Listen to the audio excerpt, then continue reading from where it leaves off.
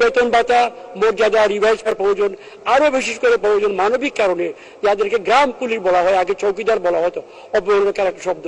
গ্রাম পুলিশের বেতন ভাতা অত্যন্ত অত্যন্ত নিম্নমানের, নিম্ন পর্যায়ের, প্রায় 6-7 হাজার তারা মাসে পায়। এইটা রিভাইজ হওয়া প্রয়োজন, তাদেরকে সম্মানজনক বেতন ভাতা দেওয়া প্রয়োজন, তাদের চাকরির বিধিমালা সংস্কার করা প্রয়োজন, তাদেরকে সামান্য শিক্ষার একটা মাত্রা নির্ধারণ করে, এসএসসি পর্যায়ে নির্ধারণ করে তাদেরকে পুলিশের যে মর্যাদা আছে, পুলিশের যে বেতন ভাতা আছে, যে নিয়মকানুন আছে, সেখানে গ্রাম পুলিশকে ওখানে আমরা নিয়ে আসতে পারি।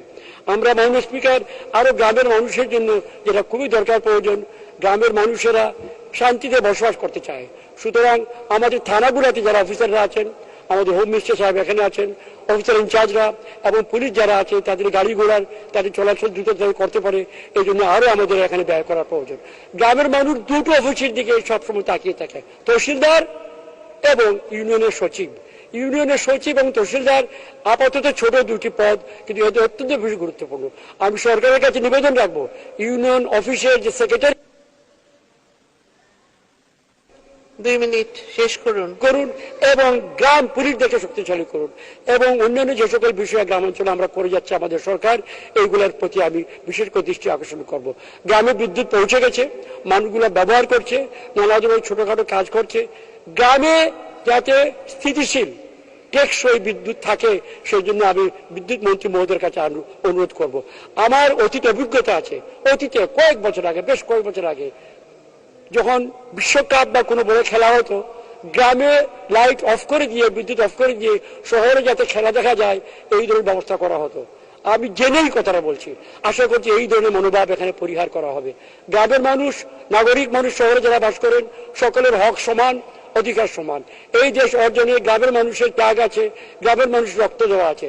গ্রামের মানুষকে অতীতে নানা কারণে ঐতিহ্যগতভাবে আমি বলবো, আমি সরকারে চাকরি করেছি, গ্রামকে অবহেলা করা হয়েছে, একজন অবজ্ঞাও ছিল।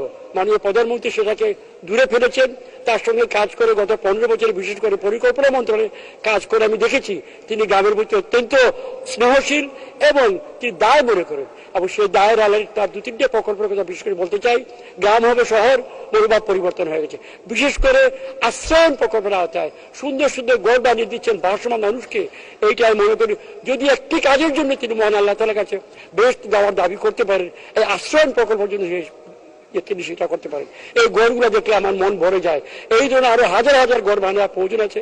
আমি আশা করবো সরকার এই চমৎকার কাজকে জোরে চলে যাবেন এবং আরো বেশি করে বিনিয়োগ করে আরো লক্ষ লক্ষ ভাসমান পরিবার যারা আছে তাদেরকে তিনি ভালোভাবে বসবাস করার সুযোগ দিবেন। মাননীয় স্পিকার, আপনি আমাকে অনেক সময় দিয়েছেন, আপনি পরপর 4 বার নির্বাচিত এখানে এসেছেন। আপনার প্রতি আমাদের আজ্ঞা, আমাদের আস্থা এবং বিশ্বাস আছে। আগামীতে আশা করি আপনার নেতৃত্বে, আপনার অভিভাবকত্বে এই সংসদে আমরা জাতির আশার প্রতিফলন করতে পারবো। আপনাকে শ্রদ্ধা, ধন্যবাদ। জয় বাংলা, জয় বাংলা। ধন্যবাদ মাননীয় সদস্য। মহামান্য রাষ্ট্রপতির ভাষণ সম্পর্কে আনীত ধন্যবাদ প্রস্তাবের উপর আলোচনা আজকের মতো এখানেই শেষ হলো। মাননীয় সদস্যবৃন্দ, সংসদের বৈঠক আগামীকাল 2রা ফাল্গুন 1430 15 ফেব্রুয়ারি 2024 বৃহস্পতিবার বিকাল 4:45 পর্যন্ত মুলতবি করা হলো। আপনাদের সহযোগিতার জন্য আন্তরিক ধন্যবাদ। আসসালামু আলাইকুম। বাংলাদেশ চিরজীবী হোক।